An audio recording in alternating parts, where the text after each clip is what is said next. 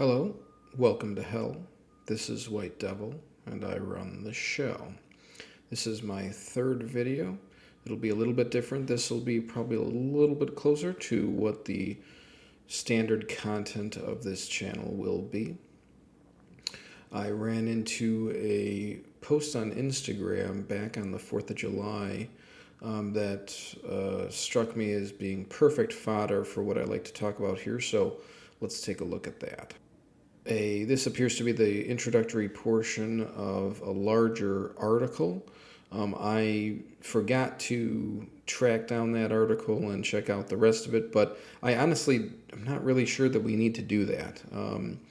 As I look at this, I think this is all we really need to look at to get the general gist of where this article is going and the perspective that it has. So let's take a look. It says Independence Day, in terms of true liberation and true freedom, didn't happen for black folks in America on July 4th, 1776. And it didn't happen with Juneteenth on June 19, 1865 either. In fact, it has never happened for us in this country. But it did happen for white Americans 247 years ago on July 4th. And their joy was our pain, their ecstasy was our misery, their heaven was our hell, and it still is.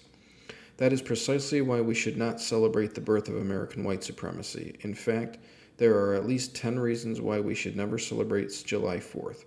Let me count the ways. And then you have this little portion up here that the user herself added. Y'all out here celebrating this disgusting ass holiday, not even knowing the real history behind it, shaking my head. So this is racist. And let me explain how. The first paragraph is really just a matter of fallacious reasoning. This is a common fallacy referred to as no true Scotsman. In other words, it's basically a situation where somebody puts the word true in front of something, and then all of a sudden any definition of what that means or how we should perceive it becomes extremely nebulous. And open to total redefinition or just dismissal as a useful concept in that context, whatever it might be. If we could just put the word true in front of anything and cast doubt onto it, then it would happen all the time and it would be much more effective. But that fallacy is well known. And generally speaking, people can recognize it. Obviously, this writer was hoping that we would not recognize it. The second paragraph, which is essentially just a line, suggests that the reasoning here is mistaking freedom for a condition of zero constraints. In other words, freedom, liberty from outside interference, is not the aim, but a condition of impunity as regards any other presence or concern. So they're not looking for freedom. What they're describing is not freedom. They're describing impunity. They're describing a condition where whatever power or influence is needed to do whatever they wish, whenever they wish it, is what they possess. And any reasonable constraint is thus abandoned in favor of this impunity. So they're not describing freedom. It really is that simple. The freedom is generally a political status wherein you are able to determine your own affairs. Paragraph 3 is really the heart of the racism in this passage. Let's go through why. For one thing, that first bit, they say that it did happen for white people. Why is all that was required for white people to become truly free, the publication of the Direct Declaration of Independence? So here we find racism in the form of expecting there to be no greater upward bound for a particular race, while an infinite upward bound exists for any other or every other race, right? That's racism as well. In other words, to say that that was perfect freedom or perfect liberation for all white Americans, every white American everywhere, is false. right? And it presupposes that there was no other freedom, that there was no other liberty that might have been attained at that time for them. Whereas with that first paragraph, there's no true liberation, etc., like there's this infinite upward bound where we haven't even reached even a lower limit of what freedom would look like for any other race. So that's essentially a racist interpretation.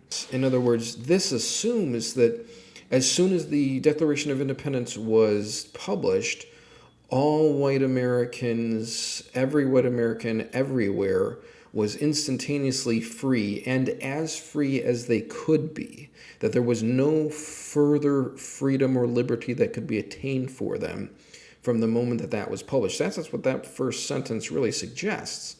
But on the flip side, every other race, as a result of the role of white people in the Declaration of Independence, right, every other race hadn't even reached a minimal point of freedom or liberty. So that's racism, again, assuming that there is no greater upward bound for one race while there is an infinite upward bound for every other race is extremely biased and distorted reasoning and is symptomatic of racism.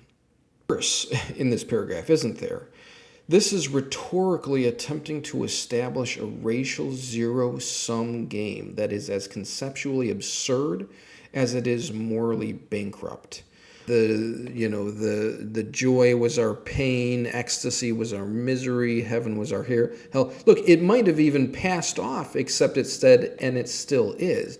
In other words, if you wanted to say that at that particular time, the details of race relations was such that the heaven of white people was the hell of some other race, at least you could potentially argue that that is correct. But then to tag on at the end that it still is just really goes to show how far astray this line of reasoning is, because as far as I can tell, there are free peoples of every race living in this country now, and they're doing it mostly safely and mostly prosperously as well.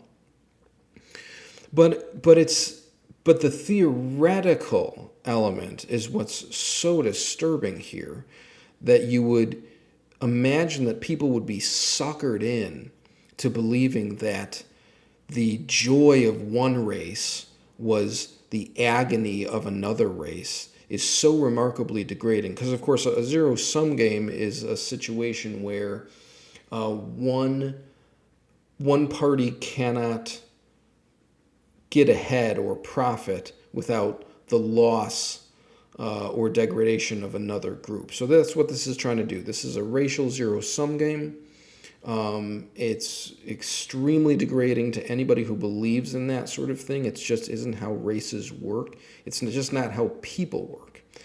And there's nothing that would have ever precluded, practically or theoretically, any other race or the individuals of that race to feel any particular sensation as a result of the sensations being attained by white people.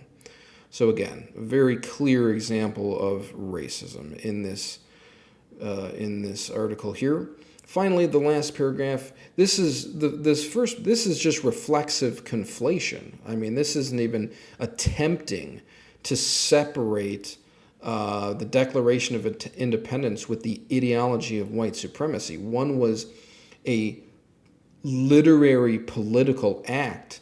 The other is an ongoing ideology, which is, of course, very unfortunate that our country struggles with that ideology. But they simply have nothing to do with one another. This is a retrospective appraisal of one phenomenon tainting that of another, which is the political and institutional dependence of a small number of colonies from their mother country, which, when they did, they knew would mean military action that they would have to attempt to prosecute successfully, and they did at great cost to themselves. And nowhere else do you see the existence of a nation-state being equated with supremacist leanings on the part of whoever declared it. This is historical bias, pure and simple, against the nation as it stands now and the race of its forefathers as they lived then. In other words, nobody is saying anything like this except about the United States of America. Nobody's saying France came to be because of white supremacy. Nobody's saying that Brazil came to be because of Brazilian supremacy. Those things just aren't being said. So why is the United States of America so special in terms of this particular racial ideology? We have to ask that. So there you have it. I mean, it's an extremely racist and fallaciously reasoned post. It seems necessary for people to begin to actually point out some of these errors because the internet has made the publication of a lot of this style content way too easy and too consequence-free. There's simply nobody is facing any consequences for writing this sort of drivel. And again, it made me very angry because it was on the 4th of July that I saw this. So a day that we have to celebrate our country, to be grateful to be part of such an amazing country with such an amazing set of diverse peoples. And instead we have this grief, this guilt trip sort of post that is, on top of everything else, racist itself. It just breaks my heart. I hope that we can see our way through this. I really do. That's why I'm on here. So click the subscribe button down below. Please comment if you have any thoughts. I hope that you enjoyed this video, and I'll see you again next time.